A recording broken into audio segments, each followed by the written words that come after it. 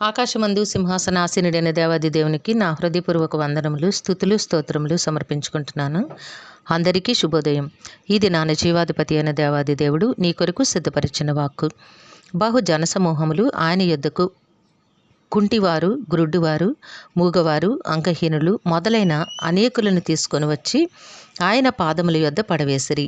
ఆయన వారిని స్వస్థపరచెను. దేవుని నామమునకు మహిమ కలుగునుగాక. ఈ మాటలు మత్తయి సువార్త 15వ అధ్యాయము 30వ వచనంలో వ్రాయబడి ఉన్నవండి. ప్రియమైన నేస్తమా, యేసు ప్రభువు ఎంత ప్రేమ కలిగిన దేవుడో, ఎంత జాలి కలిగిన దేవుడో మొట్టమొదట నీవు ఆ సంగతిని నీ మనస్సులో దాచుకోవాలి. నీకు కష్టం వస్తే, నీకు చింత కలిగితే దేవుడు చేస్తారా, దేవుడు తీరుస్తారా అన్న ప్రశ్న నీకెప్పుడు కూడా రాకూడదు. దేవుడే విడిపిస్తారు, దేవుడే సహాయం చేస్తారు అన్న ధీమా నీలో ఉండాలి.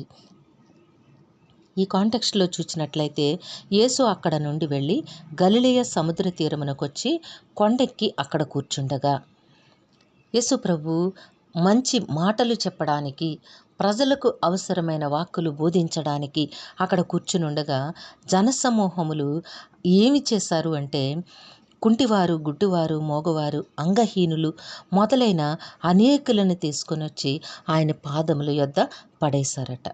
అప్పుడు యేసుప్రభు ఏం చేశారట? వారందరినీ కూడా ఆయన స్వస్థపరచెను. దేవుని నామమునకు మహిమ కలుగునుగాక. మోగవారు మాటలాడుటయు, అంగహీనులు బాగుపడుటయు, కుంటువారు నడుచుటయు, గురుడివారు చూచుటయును జనసమూహము చూచి ఆశ్చర్యపడి ఇజ్రాయేలు దేవుని మహిమపరిచిరి. కాబట్టి ఇక్కడ నేస్తమా, నీ జీవితంలో నీకేమి అవసరమో దేవునికి తెలుసు. కానీ నీవు అవసరత వచ్చినప్పుడు, సమస్య వచ్చినప్పుడు దేవునిని విడిచిపెట్టి వేరువేరు మార్గాలు నీవు వెతుక్కుంటూ ఉన్నావు. నీకు అక్కరలేదు. నీ ప్రయత్నము నీవు చేయాలి, నీవు చేయాల్సిన పని నీవు చేయాలి. కానీ దేవుని పాదముల చెంత విశ్వాసముతో ప్రార్థించాలి. దేవుడు నీకు ఆ కార్యము అవసరము అనుకున్నట్లయితే, అది నీకు తప్పకుండా అవసరము అయినట్లయితే నీకు దేవుడు ఆ క్రియను జరిగిస్తారు. ఆ కార్యము నీ బ్రతుకులో దేవుడు నెరవేరుస్తారు. తప్పకుండా దేవుని సహాయము నీకు కలుగుతోంది.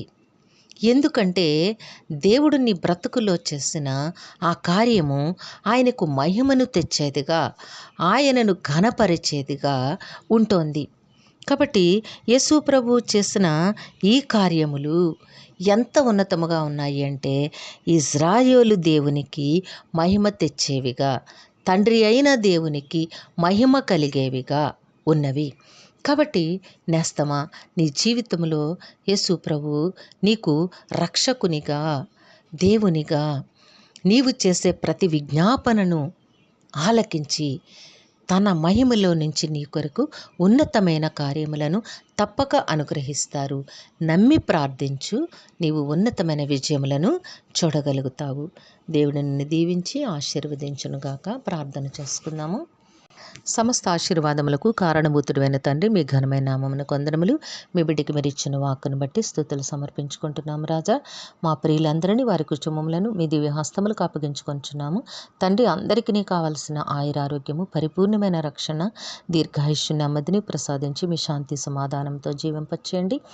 యవ్వన కాలమందున్న బిడ్డలందరికీ సకాలంలో చక్కని ఉద్యోగములు, వివాహములు, గర్భఫలములు ప్రసాదించి బిడ్డలకి ఆనందమయమైన భవిష్యత్తును ప్రసాదించమని మీ కాళ్ళు పట్టి వేడుకుంటున్నాము.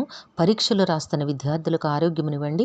ప్రతి ప్రశ్నకు సరైన సమాధానం ఇన్ టైంలో రాసి ఉన్నతమైన విజయములు పొందుకునే మహాభాగ్యమును అనుగ్రహించండి. తండ్రి, జీవము కలిగిన దేవుడా, మా ప్రియులు చేస్తున్న పనిపాట్లలో, ఉద్యోగములలో, వ్యాపార విధులలో తోడుగా ఉండి బిడ్డల కష్టమునకు అనేక రెట్లు ఫలములు దయచేయండి. తండ్రి, ప్రయాణముల్లో ముందు వెనుకలు, కుడి ఎడములు మీ దూతలను కాపతలుగా ఉంచి నడిపించమని వేడుకుంటూ ఉన్నాము. కనికరము కలిగిన దేవుడా, ఈ దినము పుట్టినరోజు, వివాహ దినమోత్సవములు జరుపుకొంచిన బిడ్డలందరికీ మీ ఆశీస్సులు దీర్ఘాయుష్ను అనుగ్రహించి మీ కృపలో జీవింపచేయమని ఈ ప్రార్థన యేసయ్య నామములో అడిగి వేడుకొనుచున్నాము తండ్రి.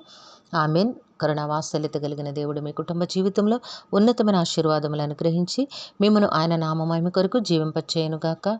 ఆమెన్. ఆమెన్.